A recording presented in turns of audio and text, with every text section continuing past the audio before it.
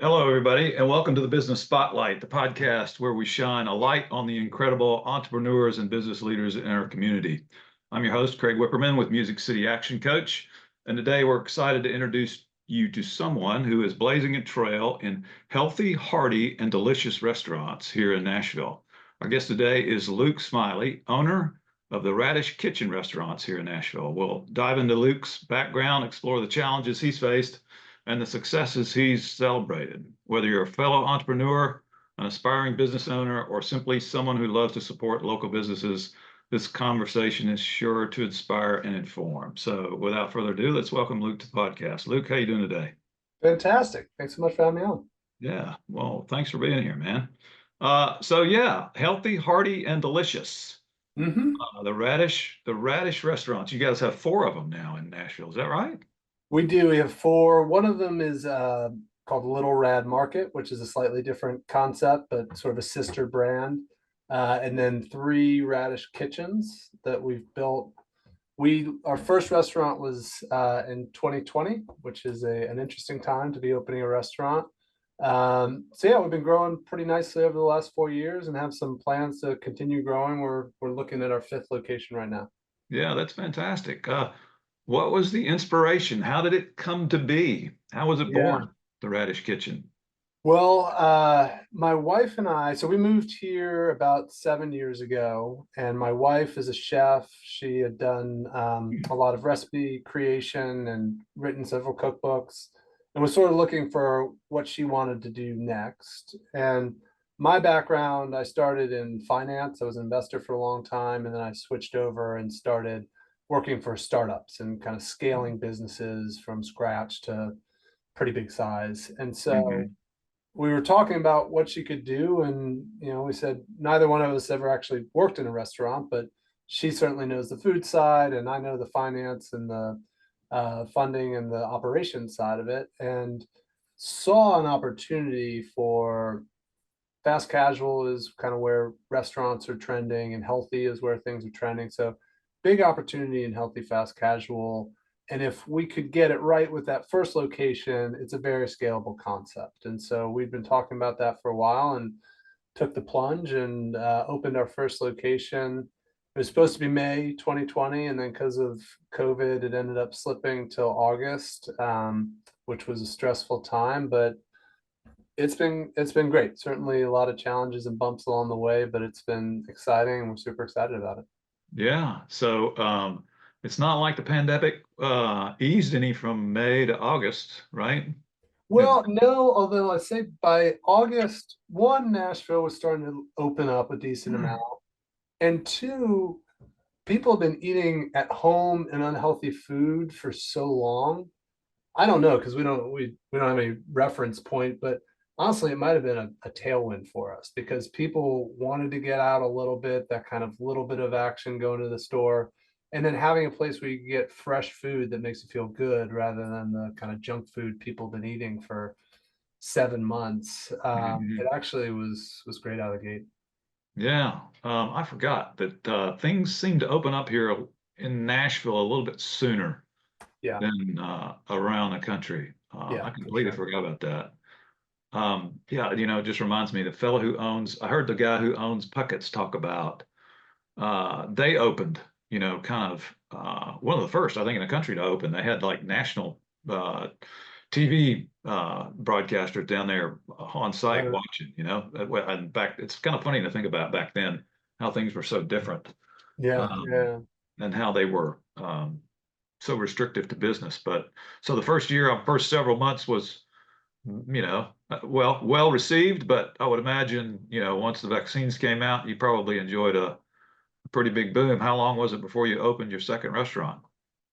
2 years. 2 years. So a couple years later, we opened one in Cool Springs, Hmm. and that's been great as well. Not People didn't flock there as quickly as they did to the one in Nashville, and just found that it's kind of a different market. But that one's been growing very steadily ever since, and a lot of great word of mouth. And so that was great. And then 2 years after that, this year, 2024, we opened Little Rad, and then last month we opened in East Nashville, and as I said, we're looking at our fifth location. So kind of now that we have a base and a better sense of what we're doing, are ramping up to scale at a faster pace.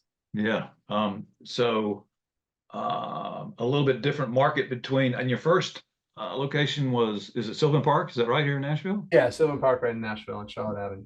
Yeah. And so your second was down in Cool Springs area. Yeah, And so you found the markets to be a little bit different.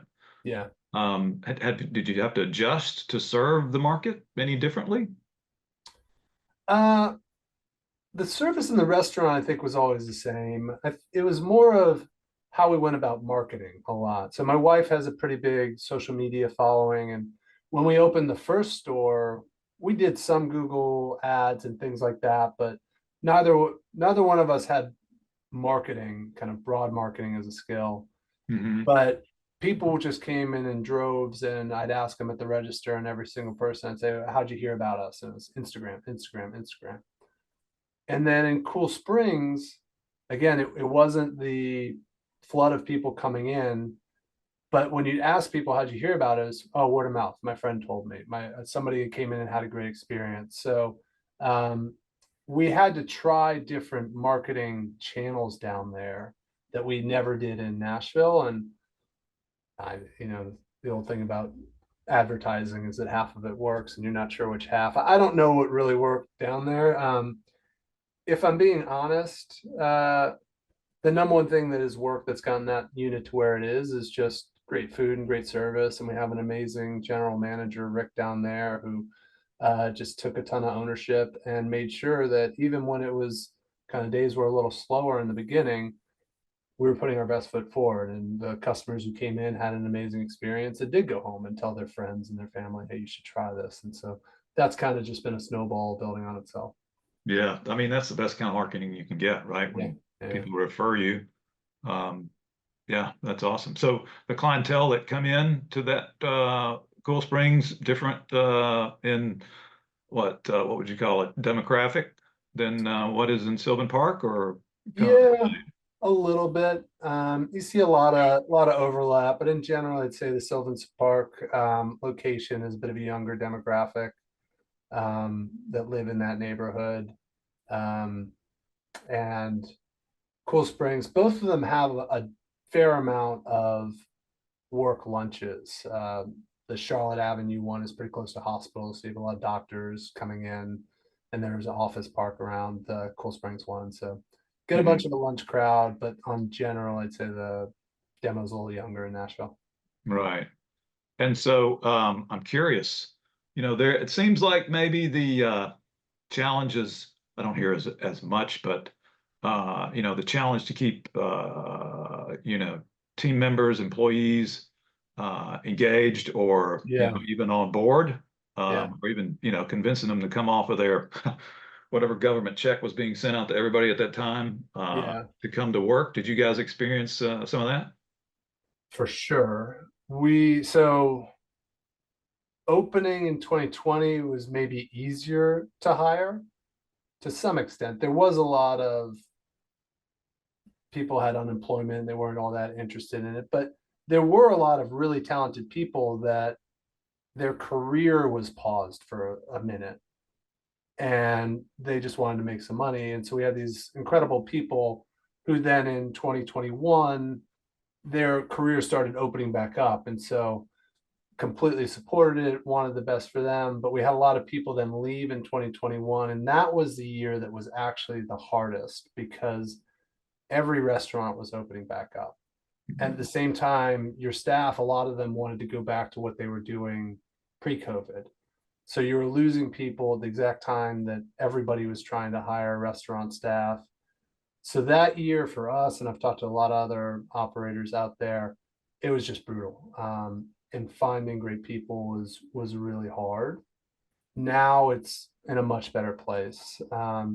So ups and downs and waves, but I would say that our culture, a lot of it is about creating a great environment where people love to work. And it doesn't make it easy to find great people. And we've had challenges just the same way that everybody did. But that has been something that really helped us keep great team members. And we've had people who've been with us since day one, basically. And then bring in new people and have people want to stay longer than they would at a typical restaurant. So love where the team is right now.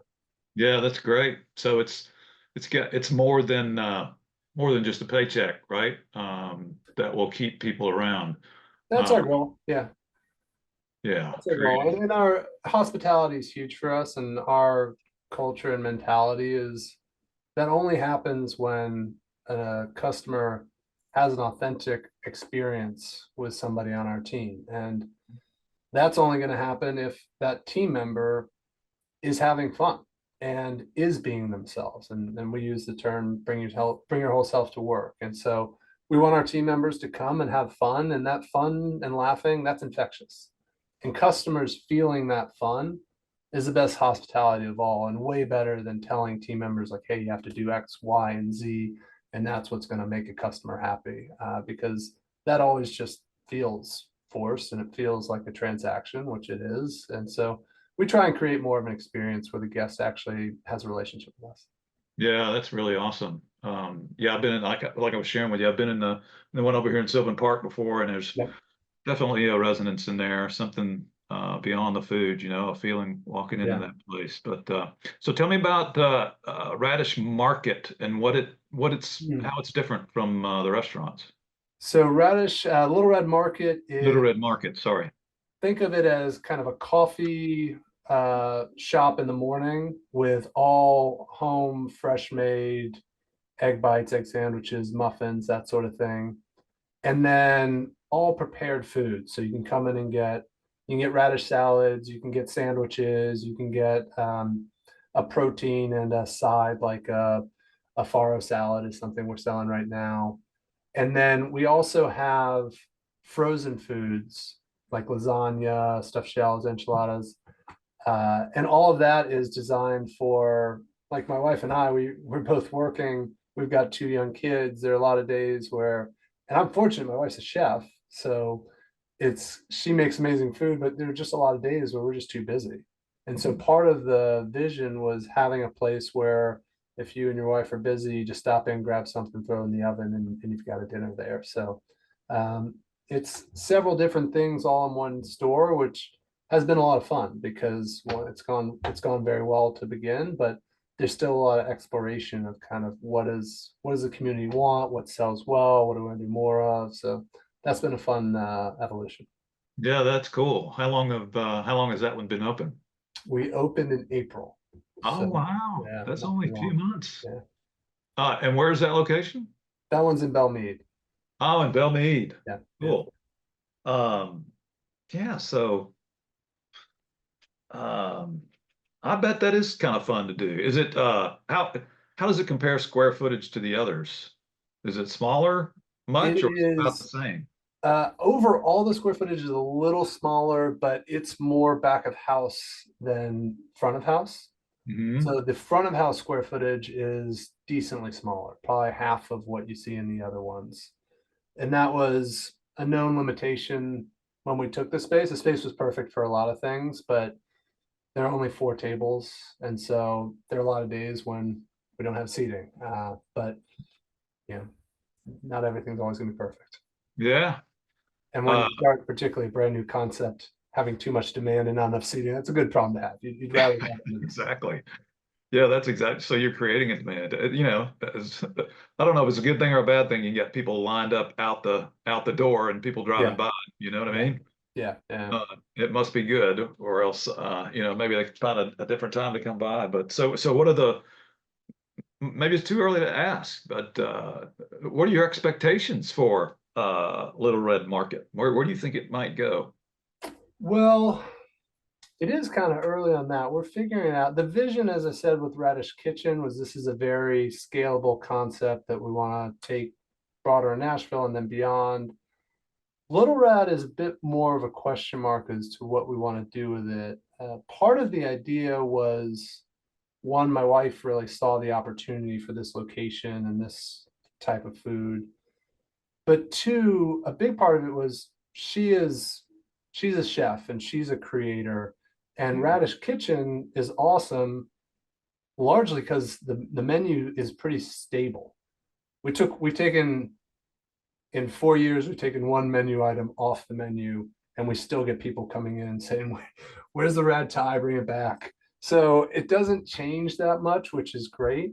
But for her as a creative, there's not as much to do, and so Little Rad was partly created as kind of a uh, laboratory for her to play around with things, try new ideas, and ultimately we'll see how does that impact the other Radish? Do we want to bring some of that in? Or part of it for me was just having a place where, because she has a lot of followers on Instagram, a lot of people intentionally, she's the face of the brand, and having people feel that emotional connection of it's not just a salad place. That's Amanda's place. I know that. So having a place where Amanda can go back to being very creative resets that expectation in their mind. After a little while, yeah, I go to Amanda's place, but it's always the same 8 things. But if you're watching on Instagram, the new pumpkin cinnamon rolls that Amanda rolled out, or a new thing that she's toying with and saying, should I bring this out? Should I make meatloaf in Little Rad? Kind of, it brings it back to forefront of, wow, that's a super creative person. And Yeah. I love going to her place because the food is always great. Yeah. So So we'll cool. figure out long term. Is that something you do in one place? Is it something you have a ratio of 1 to 5? We're not really sure. Hmm. Really cool, man. I mean, so what, how does that market over there in Belmead compare to the others? Is it more, you mentioned Instagram. She's got a following on Instagram. I just kind of associate Instagram with maybe a younger Mhm. clientele. But Yeah.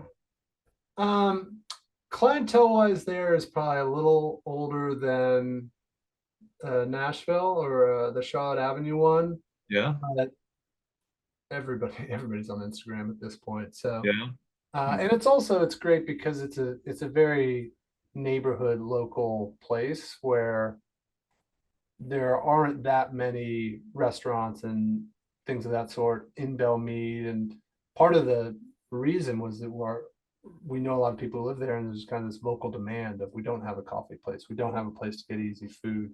So in a way, it was hitting such a need there that whether they found out about us on Instagram or local marketing, we hear a lot of people saying, "Oh, that's exactly what we wanted." So we're mhm, excited you're here. yeah. Great. Well, congratulations on that, man. Thank you. You guys are off and running after what, 4 years, have 4 restaurants and a fifth one coming. Yeah, Where's the fifth one planned? it'll be downtown. Downtown, in Yeah. Germantown area or? No, closer to Broadway. I can't give Oh, too many specifics right now, but oh, wow. yeah. Okay, that's pretty cool. And so when will official information be released? Probably in the next month or so. We're hoping for a Q1 launch there. Okay, great. Yeah. Um, that's fantastic. So tell me, man, throughout all this, you mentioned challenges, obviously during COVID and with the challenge with hiring folks, keeping them as the environment changed. What's been the biggest challenge going to date from the day you opened to now? What's the biggest hurdle you've had to clear? I think it's always people. Mm, And whether it's, we talked about some of the challenges with team members, culture is incredibly important to me. And so we've had challenges with leadership because there are people that, oh, frankly, they can manage a restaurant. They have the skills, but are they doing it in a way that's aligned with our culture and that yields that kind of authentic hospitality that we talked about earlier? That's been harder to find reliably. And I'm thrilled right now. I think we're in an amazing place, and all of our general managers are spectacular. But getting that balanced the way that we wanted it in all of the stores consistently has been a challenge. And they had the same kind of COVID challenges there, where restaurant GMs were very hot commodities when every restaurant's trying to open. So I'd say the biggest heartache and challenges that we've had generally centered around a store leader that wasn't truly aligned with what we were trying to build. Mm-hmm. And so, how quickly did you make the decision? If I can dig a little. Yeah, I talk about this with the team a lot, and this is now a pretty small organization, but I've built teams up to 2,000 people. And so in general, there's the balance of the culture is one of training and development. We want to invest a lot in our people and make sure they have the tools. And every time I look at a person on the team I think is struggling, I take full ownership and say, well, have I given them everything I need to? So for that reason, ultimately, I think I tend to give people too long because I want to be 1,000% sure that it wasn't me failing as a leader before I made this move. And then you look back on it, and inevitably, when you make changes, it's always hard. But in my experience, because I tend to wait, I think maybe a little too long, by the time you make it, you're 1,000% sure. And it was just instantly, you're like, yeah, it's the right decision. So that's kind of the battle of making sure that you have that confidence, but also not letting it linger too long because it can become toxic for the team. Oh, no question. Yeah, no question. As a matter of fact, I guarantee you there's some team members out there who are like, way ahead of you Yeah. and thinking and looking for you to make a move, Yeah. right? Yeah. Yeah. So you're letting Well, them down. You're letting it's them down. interesting. You tend, and I struggle with this consistently of saying, well, the team really likes them because it always, team members are always going to try and, they're not going to be outspoken of, gosh, I hate my boss, do something about it. So it always seems like they like them. And that's one of the holdbacks. I don't want to make a change. And then the team's going to be frustrated and wonder why. And then inevitably you make a change and the team will come to you and be like, oh, thank goodness, we're hoping to do that. Yeah. Because I don't know. The person in question can't be acting one way in front of you Yeah. and be exposed in some way to the Yeah. people they lead and are Yeah. responsible for, I just worked at a private equity firm at one point, and the head of the firm, kind of a legendary person in that industry. So he had owned and managed and was friends with other private equity. So his experience was vast, and he took us through a 10 lessons I've learned in private equity. And the number one lesson that he had was when you think you have a management problem, you definitely have a management problem. And it's that same thing of you fight it and you want to give the benefit of the doubt and all these things. But when your voice inside of you starts saying you have a problem, there's something there. yeah, yeah. Listen to your gut, Yeah. right? It's telling you something important. Yeah.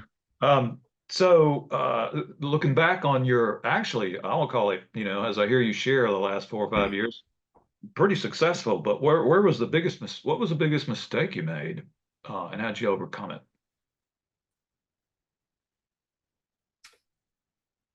Well, it's a tough one to call a mistake because I'm still optimistic on it. But the choice of the second location was definitely challenging.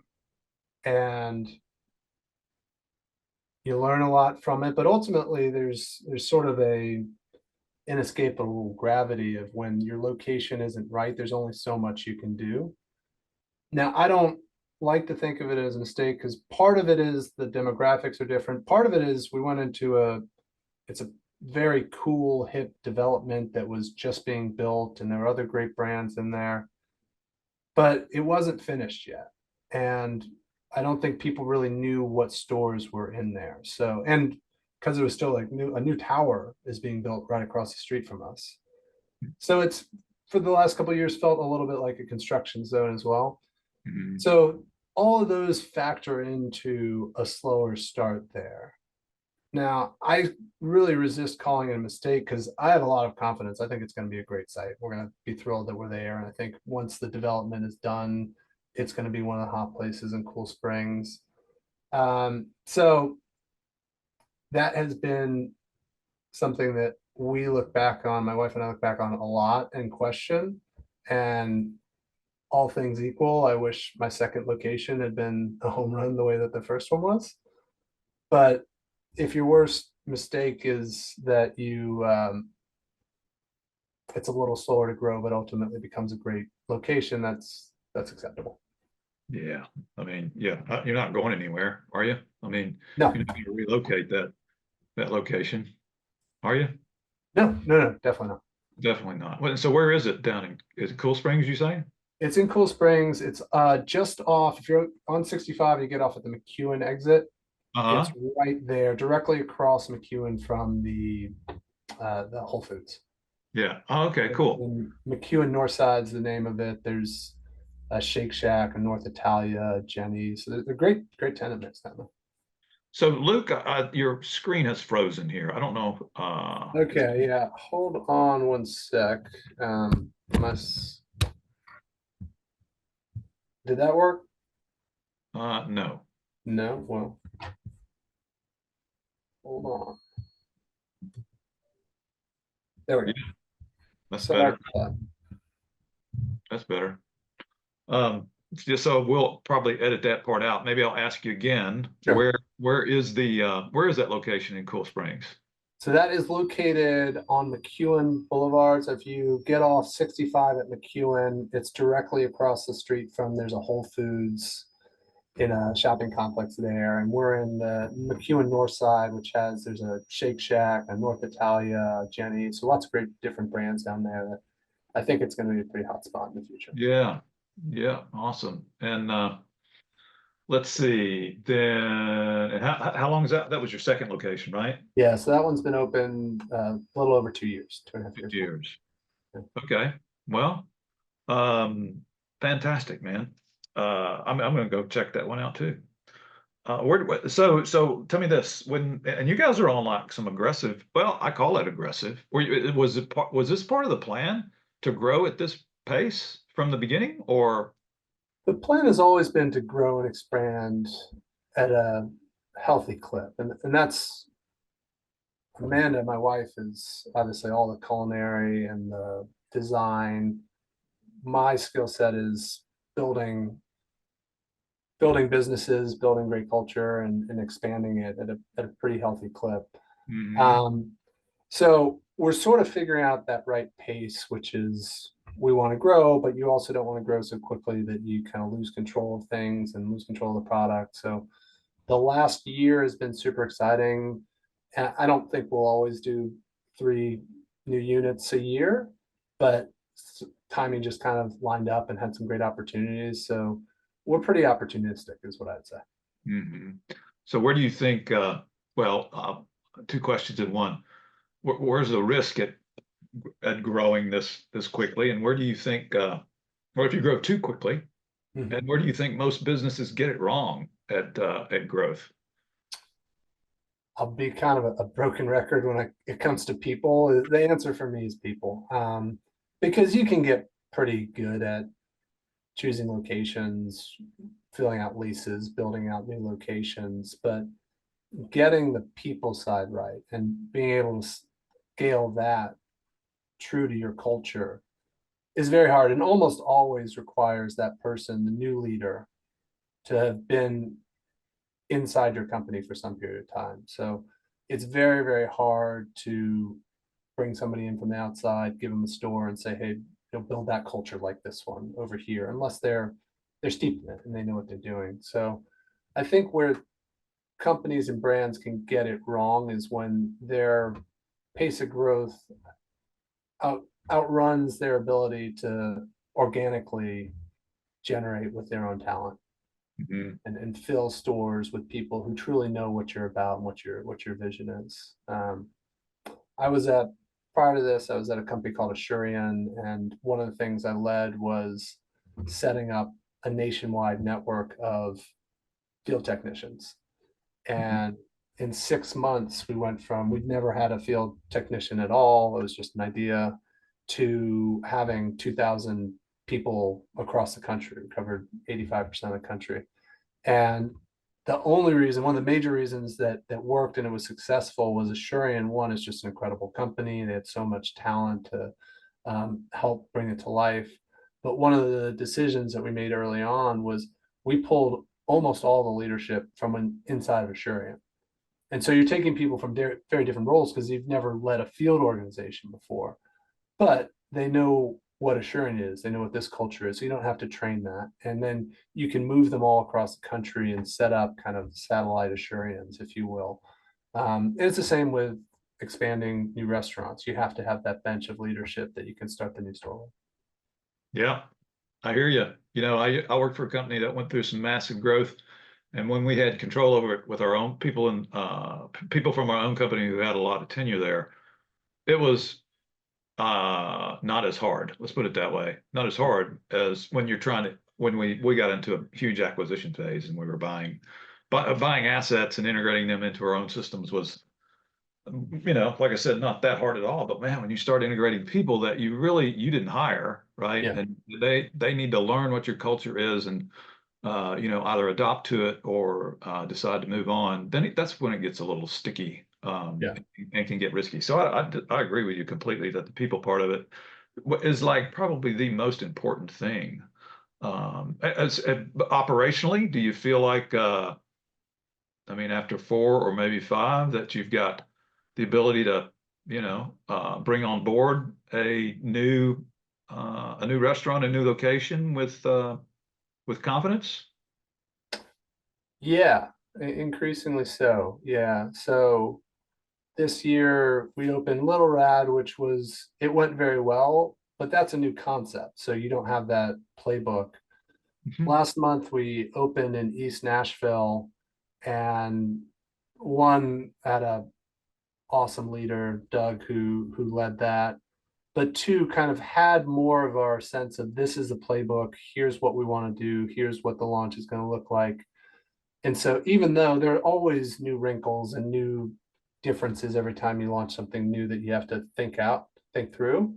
But relative to the first 2 Radish Kitchen locations that we've opened, it was incredibly easy, I would say.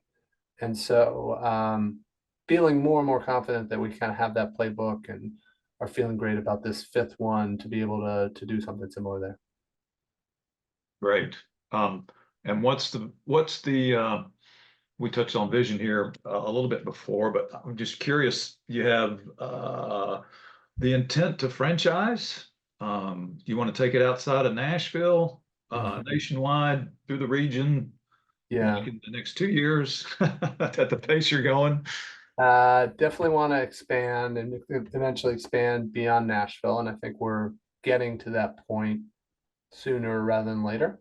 Hmm. But that itself, that's a big jump. So I can say I feel really confident about opening our 5th location, and we've got a bit of a playbook. When you want to open that a couple 100 miles away, however far away it is, it becomes you're back to square one of the challenge and the difficulty. So I don't take that lightly. So yeah, we're definitely going to expand. We talk about franchising. That could be something at some point in the future, but for right now, we really like controlling it. Hmm. Hmm. Cool. So, well, let me ask you this. Are you a reader? Do you like to read? I do. Yeah, absolutely. So, is there a book? Let me ask you this about reading then. Is there a book that you've read some time ago that you continue to, you know, consider an influence in your life and in your business? Or is there something Yeah. recent that's gotten your attention that you think might be worth sharing? Yeah. Yes to all of the above. Mhm. One that I love the first time I've read it, and I go back probably once a year and reread it just because every time you come back with new experiences and it makes sense to you in a whole new way is a book called The 15 Principles of Conscious Leadership. Okay. And that has really had a huge impact on how I think about leading my teams and um, managing myself in a lot of ways is where that comes down. So that's one that is super powerful. We actually, as a group, we do a book club within the company, and we just read Unreasonable Hospitality, which is, I think, a fantastic book. Full stop. There is a lot of restaurant specifics to it, but it's so well done, and the concepts are so powerful that they kind of transcend hospitality and restaurants. So I would recommend it to people beyond just restaurants. Yeah, great. Those are, I haven't heard of either one of those. Um, So I'll have to, take a look and see. Yeah. How about you? I see quite a bookshelf behind you there. Yeah. What's one that you recommend? Well, you know what, man, as far as one that uh, has been something that I've leaned on for quite, I mean, forever. It's an Yeah. old book, Seven Habits of, Highly Effective Yeah. People. Yeah. That's foundational stuff, Yeah. I mean, it was written in the 80s and it's such, I used to give it to people who work for me all the time and say, look, man, you got to start here. Let's start here. Read this and let's talk about the first one. And you go through the seven and it's so applicable to, to how to conduct yourself and how to get along and how to Yeah. work, you know? So that one's pretty simple and straightforward. And then, oh my gosh, I've read so many books before here in the last few months that one that sticks out. Well, there's a lot of sales books. Spin Selling, the Spin Selling Field Guide. That's a good one. Of course, not one that's business related per se, but one that sticks out that I read during the pandemic is one written by Ray Dalio. Do you know Oh Ray? yeah. Yeah. Principles. That one, and then The Changing World Order. Okay. Have you read that I one? haven't read that one though. That one's intriguing because he's a hedge fund guy, right? Mhm. And so he's really into the economics of, certain industries and total economies of countries. Yeah. He'll invest based on what he sees in a certain economy. And the changing world order kind of takes that and overlays it on the social piece Yeah. of it. And Yeah. it's just a fascinating book, man, That's because super cool. it talks about, and I don't want to get too much detail here, but he's got determinants. He's like 15 or 20 different determinants that he uses to measure where a country is on its cycle, Hmm. and it's got some pretty good insight into actually what's going on right now. So that book, that book probably did a lot to kind of put the pieces of the puzzle together. You go back to school or when you were in school, Hmm. I never read any book like that on Yeah. economics, Yeah. but this was eye-opening and interesting, and intrigued me. So yeah, that was a pretty significant book. So, but yeah, thanks for the question, man. Yeah. Of course. But I do appreciate your time today, Luke. It's been great learning Yeah. about Likewise. you and learning about what you got going on. I would imagine we check back in with you. Well, gosh, here in the next quarter or two, you'd probably have some big announcement of something going on downtown, right? Yeah. A quarter from now, we'll definitely have an announcement on that. Yeah, and then in probably another year or two, you will double double in size at the rate you're growing. So Yeah. I wish you the best of luck, man, and congratulations. And thanks for being a guest on the show. Absolutely. Thanks for having me on. All right, man. Take care. Have a good day.